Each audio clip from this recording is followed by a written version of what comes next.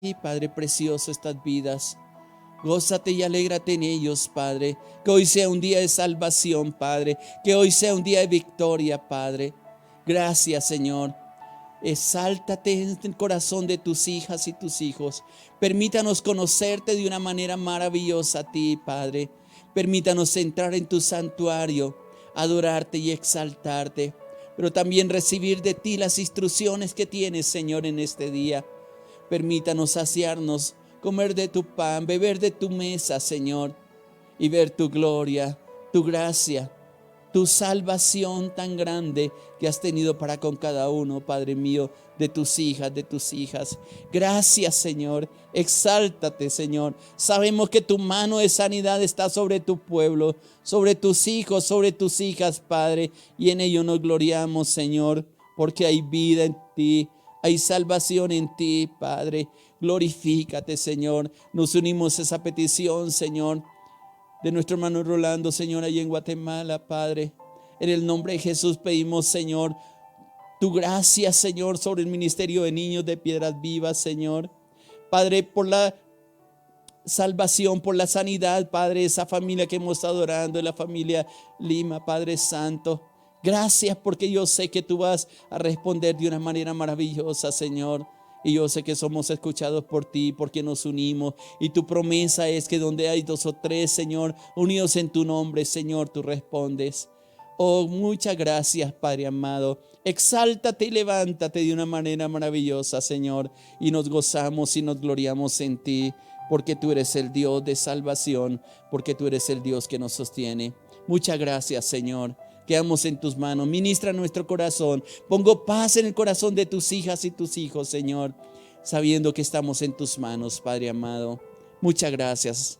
Te alabo y te bendigo en el nombre de Jesús de Nazaret. Amén, Señor. Amén, Señor.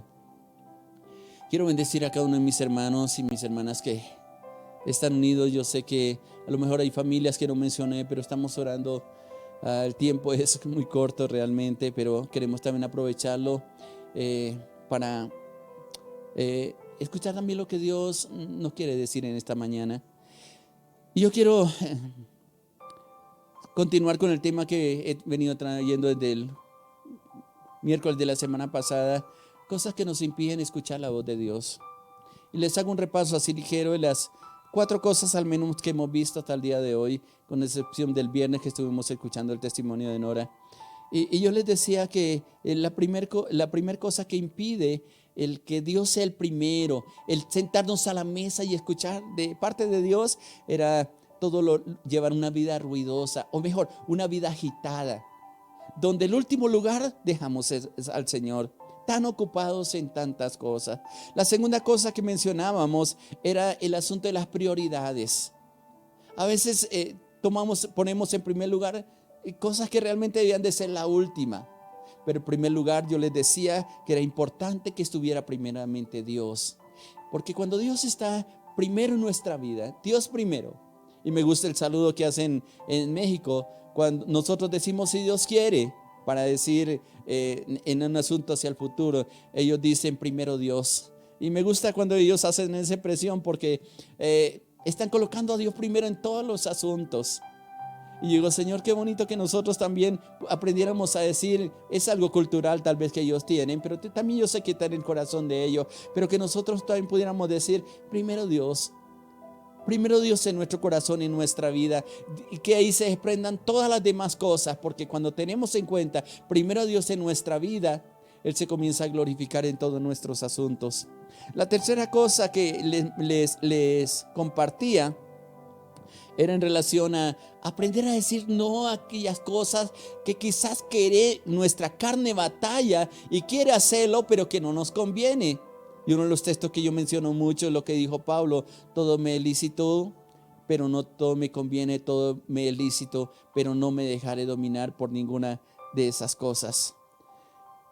Está primero en el Señor. Y les hablaba de 1 Juan 2, 15 al 17, de todo lo que hay en el mundo, los deseos de los ojos, los deseos de la carne, la vanagloria de la vida no proceden del Padre, sino del mundo. Y dice la palabra en el 17, y el mundo pasa y sus deseos, pero solo el que hace la voluntad de Dios permanece para siempre.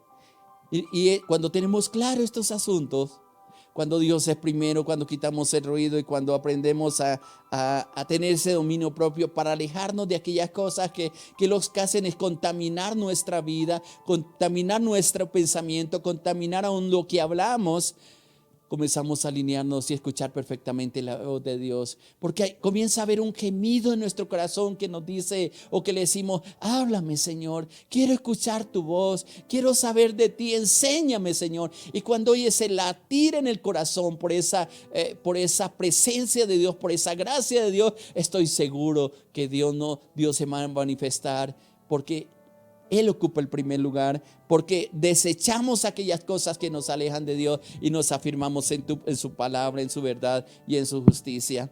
La cuarta cosa que yo le decía era los tiempos de silencio de Dios. Esos tiempos de silencio de Dios los traducimos cuando Él nos lleva al desierto. Y ayer leíamos en Oseas 2:14, donde decía: he aquí la traeré, la cautivaré, la llevaré al desierto y le hablaré a su corazón. Hay temporadas en que es necesario que Dios nos pase por esos tiempos de desierto, porque nuestro corazón está tan lleno de tantas cosas, de tantas expectativas, que realmente no son las expectativas de Dios, sino nuestros propios intereses, y sacamos de nuestra vida al Señor. Pero Él nos lleva, nos atrae, nos cautiva, nos da lo que le pedimos, pero nos dice luego: hijo, hija, pueblo mío, te voy a llevar al desierto porque necesito hablarte. Necesito hablar a tu corazón. Tal vez más adelante ampliamos este versículo, porque estoy escribiendo algunas notas de este texto. Igual el versículo que sigue, el versículo 15. Y estoy preparando algunas notas que quiero compartir. El Señor me está instruyendo. Pero creo que es importante entender dónde estamos. A lo mejor Dios te está llevando a un desierto para hablarte a tu corazón, pero tú sigues teniendo oídos sordos. Créame que no vas a salir de ese desierto hasta que no doblegues su corazón y entiendas perfectamente el propósito con el cual Dios te ha llevado allí. Quitemos la dureza de corazón, porque Dios nos sostendrá allí. Por amor nos sostiene allí, no por castigo, sino porque quiere enseñarnos a escuchar esa voz de Dios. Y no hay otro lugar más lindo, más precioso para escuchar la voz de Dios que en la quietud. He tenido la experiencia de estar en el campo y escuchar el ruido perfecto de la naturaleza. Aquí en Bogotá no se escucha. El ruido de la ciudad no nos deja escuchar la voz de Dios. Pero cuando uno sale a un lugar quieto, puede escuchar perfectamente la misma creación adorando a Dios. Y uno dice: si aún en el viento, si aún en los animales pueden percibir esa voz de Dios, cuánto más nosotros podemos percibirla. Pero lo que hoy quiero compartirles, entre las razones por las cuales no escuchamos la voz de Dios, es que no conocemos a Dios. Y la falta del conocimiento de Dios nos lleva a apartarnos, a hacer las cosas como si fuéramos sordos. Y un sordo, usted le puede gritar lo que sea y no puede entender. Hace años atrás tuve la experiencia de de tratar de comunicarme con un sordo y ciego. Y era interesante porque él, estábamos con otro hermano y a veces él como que se daba cuenta que nosotros estábamos cerca, y él pasaba por al pie de nosotros, y nosotros a veces conversábamos con el hermano que estaba al lado, pero como no podía escuchar, no se da cuenta que estábamos ahí, y él trataba de palpar a ver quién había alrededor, y cuando intentaba tocarnos, nosotros nos apartábamos, y él iba y buscaba. Él tenía cosas guardadas y él pensaba que nadie lo estaba viendo.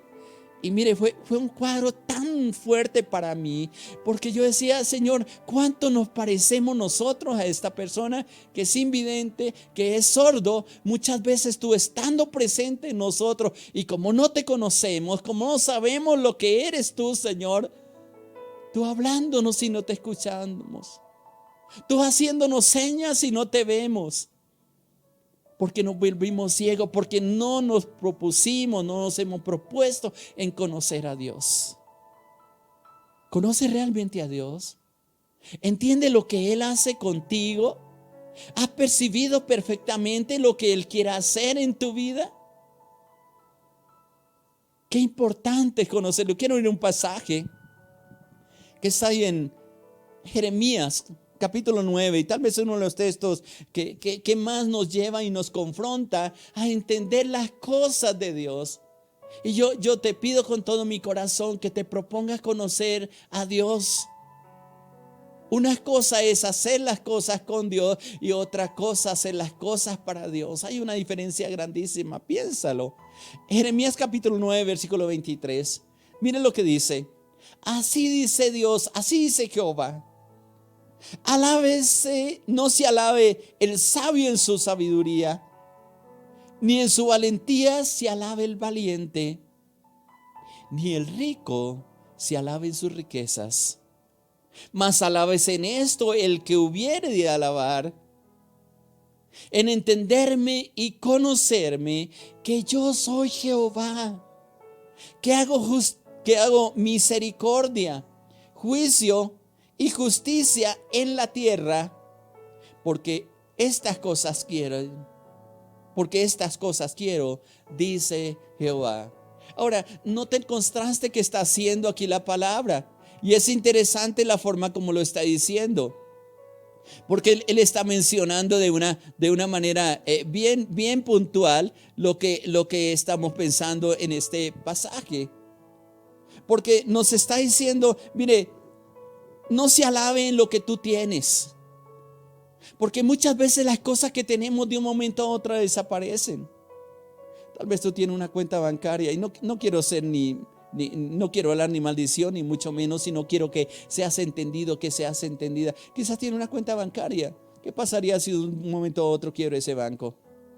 Algunos dirían, gloria a Dios, porque las deudas que tengo ahí se desaparecerían. Olvídate, las deudas no se desaparecen, pero lo que tiene el banco sí se puede desaparecer.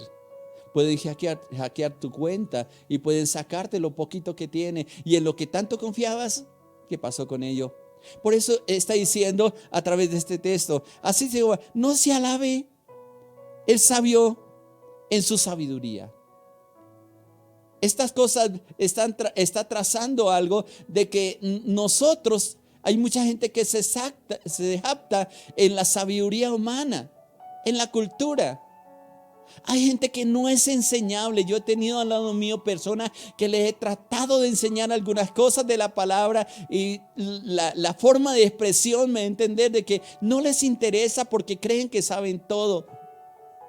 Pero te digo una cosa, en la medida que tú te acercas a Dios, esa sabiduría que tienes se da cuenta que no es nada delante de la grandeza, de la omnisciencia, omnipotencia, de la soberanía de Dios. Aún Pablo expresa en Romanos, dice, oh sabiduría de la grandeza y la omnipotencia de Dios. ¿Quién puede entender sus caminos? Dice él. Se jactan en la sabiduría, sabiendo que no es nada delante de Dios. Pero también se jactan del poder, la capacidad técnica, los dones. A veces piensan que son de ellos y mucha gente se jactan de ellos porque saben hacer las cosas y no se dan cuenta que aquel que les dio la capacidad para aprender fue Dios y no le dan la gloria a Él. Piensa que fue que lo aprovecharon, que lo enseñaron, pero si Dios no te hubiera dado la inteligencia, la oportunidad, nunca tendrías esa técnica, esa capacidad, ese poder, aún el poder militar. Y muchos humillan a otros simplemente porque tienen una posición social. Y yo digo, qué equivocados están. Pero también me está diciendo que tenga cuidado con la riqueza material, por la abundancia económica. Tal vez algunos dirán, gracias a Dios yo no tengo nada, pero tú lo tienes todo. Pero cuando tenga, no te jactes. Yo siempre he dicho que hay dos momentos en que somos probados delante de Dios para saber lo que hay en el corazón. Uno es la escasez. Por eso el proverbio dice, dos cosas le pido a Dios: no me des pobreza ni me des riqueza. No sea que teniendo necesidad blasfeme contra Dios, o teniendo abundancia diga quién es Dios. Aquí Dios nos está diciendo, no se alabe el rico en sus riquezas, porque son efímeras, porque realmente pronto pasan. La abundancia económica realmente no sirve para nada, y la Biblia lo menciona como el colmo de ser insensatos, porque esas cosas son realmente transitorias. y no es una base sólida para la seguridad que nosotros podemos tener. No se alabe el sabio en esa sabiduría, pero hace un contraste con la única base real de la sabiduría, de la felicidad, y reside realmente en conocer a Dios, conocer el carácter de Dios, y se extiende mejor, o mejor se entiende mucho más fácilmente entendiendo el amor de Dios. Hay una canción que me gusta escuchar de uno, no recuerdo el cantante en estos momentos, pero él dice: no sé por qué derramó tanto amor por mí, no sé por qué estuvo dispuesto a morir en la cruz del Calvario por mí. Cuando tú entiendes el amor de Dios, cuando tú te cobijas en ese amor de Dios, vas con plena seguridad a Él, que lo que tú le pidas, Él se lo va a dar. No como los hombres nos tratan, no con ese amor, sino con un amor tan grande, y así trata a los hombres, con ese amor que nos cobija, que nos cubre nuestros pecados. Y la forma como nos trata, Dios, se deleita en la misericordia, dice. Mas a la vez en esto, el que hubiere de alabar, en entenderme y conocerme que yo soy Jehová. Inclusive la palabra Jehová significa el que era, el que es y el que será, el eterno.